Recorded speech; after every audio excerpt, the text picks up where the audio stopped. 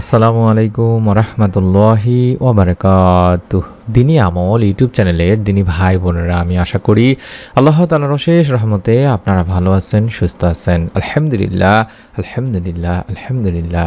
গত জুমার দিন আসরের নামাজের পরে এই ছোট্ট দোয়াটির মাধ্যমে আমরা আল্লাহ তাআলার কাছে মনের নেক চাওয়া পাওয়াগুলো তুলে ধরেছিলাম। আল্লাহ রাব্বুল আলামিন এই দোয়ার মাধ্যমে আমাদের মনের নেক চাওয়া পাওয়াগুলো পূরণ করে দিয়েছেন। আপনারাও প্রত্যেক জুমার দিন আসরের নামাজের পরে এই নিয়ম মেনে এই দোয়ার আমলটি করবেন। আল্লাহ তাআলা চাহে তো আপনার মনে নেক আশা ইনশাআল্লাহ পূরণ হয়ে যাবে। আপনাদের কাছে অনুরোধ করছি, আপনারা অবশ্যই আজকের আমলটি অত্যন্ত মনোযোগ দিয়ে সম্পূর্ণ দেখবেন আমলের নিয়তে। ইসলামে যেহেতু জুমাবার একটি মর্যাদাপূর্ণ দিন, কারণ এই প্রসঙ্গে আল্লাহ রাসূল সাল্লাল্লাহু আলাইহি সাল্লাম বলেছেন, দিবস সমূহের মধ্যে জুমার দিনই হলো শ্রেষ্ঠ এবং তা আল্লাহ তাআলার কাছে অধিক সম্মানিত। হাদিসেও আরও বর্ণিত আছে যে সূর্য উদিত হওয়ার দিনগুলোর মধ্যে এই জুমার দিন হলো সর্বোত্তম, কারণ এই দিনে আদম আলাইহিস সালামকে সৃষ্টি করা হয়েছে, এই দিনে তাকে জান্নাতে প্রবেশ করানো হয়েছে এবং এই দিনে তাকে জান্নাত থেকে বের করা হয়েছে। এটি সহিহ মুসলিম শরীফের একটি হাদিস অনুযায়ী জুমার দিনের আসর সময়টি খুবই গুরুত্বপূর্ণ। এই সময় মুমিনের জন্য বিশেষ কিছু আমলের কথা বলা আছে, আর সেই আমলগুলোর মধ্যে রয়েছে দোয়া, জিকির, ইস্তেগফার ইত্যাদি। জুমাবারে একটি সময়ে দোয়া কবুলের কথা বলা হয়েছে হাদিসে। আবু হুরায়রা রাদিয়াল্লাহু তাআলা আনহু বলেন, রাসূলুল্লাহ সাল্লাল্লাহু আলাইহি সাল্লাম বলেছেন, জুমার দিনে এমন একটি সময় আছে, সেই সময়টায় যদি কোনো মুসলিম নামাজ আদায়রত অবস্থায় থাকে এবং আল্লাহর কাছে কিছু চায়, আল্লাহ অবশ্যই তার সে চাহিদা বা দোয়া কবুল করবেন। এবং এরপর রাসূল সাল্লাল্লাহু আলাইহি সাল্লাম হাত দিয়ে ইশারা করে সময়টির সংক্ষিপ্ততার ইঙ্গিত দেন। বুখারী শরীফের একটি হাদিস। আনাস ইবনে মালিক রাদিয়াল্লাহু তাআলা আনহু থেকে বর্ণিত আছে, জুমাবারে এমন একটি সময় আছে যেটাতে বান্দা আল্লাহ তাআলার কাছে কোনো দোয়া করলে আল্লাহ তাকে তা দিয়েই থাকেন। জাবির ইবনে আব্দুল্লাহ রাদিয়াল্লাহু তাআলা আনহু থেকে বর্ণিত হাদিসে আরও বলা হয়েছে, আল্লাহ রাসূল সাল্লাল্লাহু আলাইহি সাল্লাম বলেন, জুমার দিনের 12 ঘন্টার মধ্যে এমন একটি মুহূর্ত রয়েছে, যদি কোনো মুসলিম এই সময় আল্লাহ তাআলার কাছে কিছু প্রার্থনা করে, তাহলে মহান ও সর্বশক্তিমান আল্লাহ তাকে তা দান করেন। এই মুহূর্তটি তোমরা আসরের শেষ সময়ে অনুসন্ধান করো। আবু দাউদ শরীফের একটি হাদিস। জেনে রাখা জরুরি দিনী ভাই বোনেরা যে আসরের শেষ সময় বলতে কিন্তু সূর্য ডোবার আগ মুহূর্ত থেকে বোঝানো হয়। আব্দুল্লাহ ইবনে সালাম রাদিয়াল্লাহু তাআলা আনহু বর্ণনা করেন, শুক্রবারে আসরের পর থেকে সূর্যাস্ত পর্যন্ত দোয়া কবুল হয়।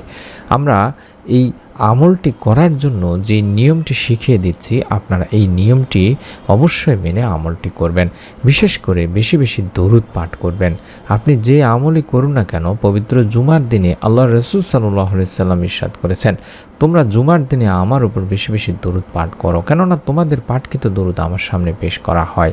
হাদিসে কুদসিতেও এসেছে যে তোমরা জুমার দিনে বেশি বেশি দরুদ পড়ো, কারণ জিবরাইল আলাইহিস সালাম এইমাত্র আল্লাহ তাআলার বাণী নিয়ে হাজির হলেন। আল্লাহ তাআলা বলেছেন, পৃথিবীতে যখন কোনো মুসলমান আপনার উপর একবার দরুদ পড়ে, আমি তার উপর 10 বার রহমত নাজিল করি এবং আমার সব ফেরেশতা তার জন্য 10 বার ইস্তেগফার করে। সুবহানাল্লাহ। আল্লাহর রহমত যদি আপনার উপর পড়ে, তাহলে আপনার মনের নেক আশা ইনশাআল্লাহ পূরণ হয়ে যাবে।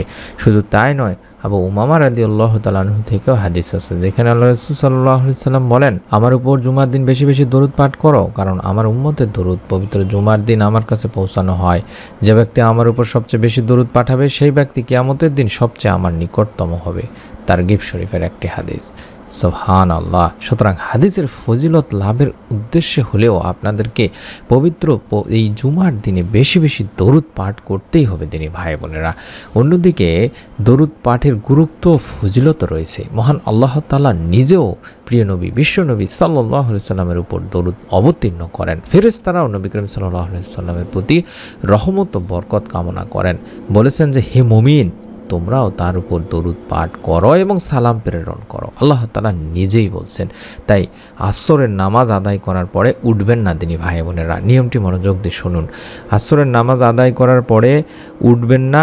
ওই বৈঠকে বসা অবস্থাতে কম করে হলেও 100 বার শুধুমাত্র আল্লাহুম্মা সাল্লি ওয়া সাল্লিম আলা নাবিয়িনা মুহাম্মদ, আল্লাহুম্মা সাল্লি ওয়া সাল্লিম আলা নাবিয়িনা মুহাম্মদ, আল্লাহুম্মা সাল্লি ওয়া সাল্লিম আলা নাবিয়িনা মুহাম্মদ হাতে গুনে গুনে পড়বেন। তাসবিহ কোনো ব্যবহার করবেন না, আস্তে আস্তে পড়বেন আল্লাহুম্মা সাল্লি ওয়া সাল্লিম আলা নবিয়িনা মুহাম্মদ, অথবা আপনি চাইলে সাল্লাল্লাহু আলাইহি ওয়াসাল্লাম, সাল্লাল্লাহু আলাইহি ওয়াসাল্লাম, সাল্লাল্লাহু আলাইহি ওয়াসাল্লাম, এভাবেও আপনি 100 বার এই দরুদটি পাঠ করে নেবেন।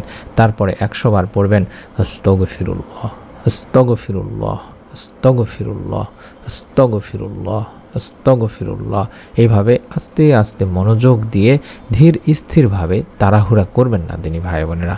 তাড়াহুড়া না করে যে আমলগুলো করা হয় আল্লাহ রাব্বুল আলামিন সেই আমলগুলো অত্যন্ত পছন্দ করেন।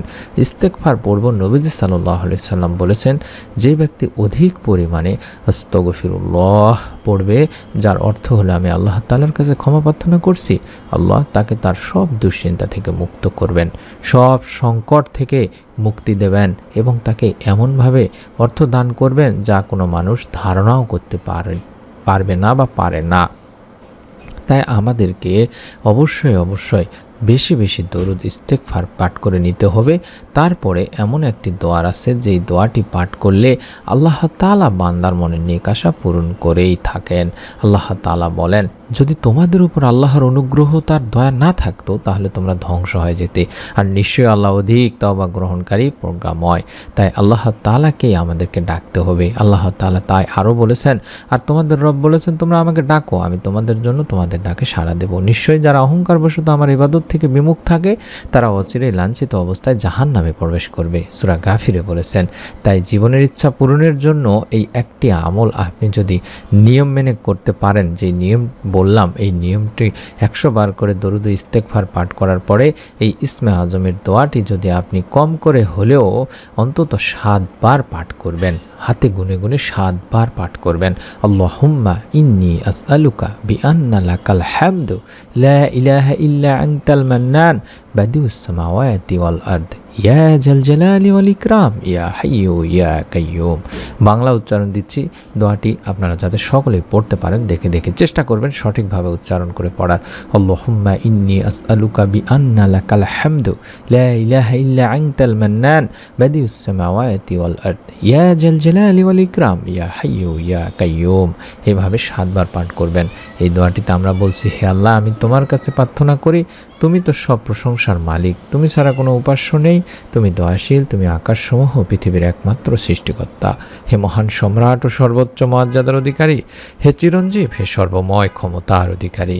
এই দোয়াটি হচ্ছে ইসমে আজমের দোয়া, যেই দোয়ার মাধ্যমে আল্লাহর কাছে যদি আপনি কোনো কিছু চান, আল্লাহ তাআলা সেই চাওয়া পূরণ করেন। এবং যে নামে আল্লাহকে ডাকা হলে, অর্থাৎ এই দোয়ার মাধ্যমে আল্লাহকে ডাকলে আল্লাহ তাআলা আপনার ডাকে সাড়া দিবেন। সুবহান আল্লাহ। ইসমে আজম অত্যন্ত পাওয়ারফুল একটি দোয়া। যদি আপনি আপনার মনের মধ্যে শতভাগ বিশ্বাস নিয়ে আমলটি করেন, আল্লাহ তাআলা আপনার মনের নেক আশা পূরণ করে দেবেন ইনশাআল্লাহ। আপনি যদি আপনার নেক চাওয়া পাওয়াগুলো সবিনয় তুলে ধরেন, আসরের নামাজ আদায় করার পরে আপনি যদি বেশি বেশি দরুদ ইস্তেগফার পাঠপূর্বক এই দোয়ার মাধ্যমে আল্লাহ তাআলার কাছে আপনার মনের সমস্ত নেক চাওয়া পাওয়াগুলো, ভালো ইচ্ছেগুলো তুলে ধরুন, আল্লাহ তাআলা ইনশাআল্লাহ আপনাদেরকেও আমাদেরকে কমেন্ট করে জানানোর তৌফিক দান করবেন, অর্থাৎ আপনাদেরকেও মনের নেক আশা পূরণের সুসংবাদ দেবেন। মনের মধ্যে শতভাগ বিশ্বাস নিয়ে যারা আমলটি করবেন তারা প্রত্যেকেই ভিডিওটিতে একটি করে কমেন্ট করুন, অন্তত নিয়ত করে ফেলুন, নিয়তের ওসিলায় যাতে আল্লাহ তাআলা আপনার মনের নেক আশা পূরণ করার ফায়সালা করেই দেন। আপনাদের কাছে অনুরোধ করছি, আমরা নতুন আমলের ভিডিওগুলো প্রতিদিন দিই, যাতে করে আপনারা মিস না করে ফেলেন, মোবাইলে পেয়ে যান, দেখতে পান। তার জন্য অবশ্যই চ্যানেলটির সঙ্গে থাকুন, সাবস্ক্রাইব করে রাখুন, বেল বাটন অন করে রাখুন। আমরা আল্লাহ তাআলার কাছে দোয়া করি, যারা যারা আমলটি করবেন বা নিয়ত করেছেন, কমেন্ট করেছেন, লাইক দিয়েছেন, আল্লাহ তাআলা তাদের নিয়তের ওসিলায় মনের নেক আশাগুলো পূরণ করেই দিন। আমিন। আসসালামু আলাইকুম ওয়া রাহমাতুল্লাহি ওয়া বারাকাতুহু।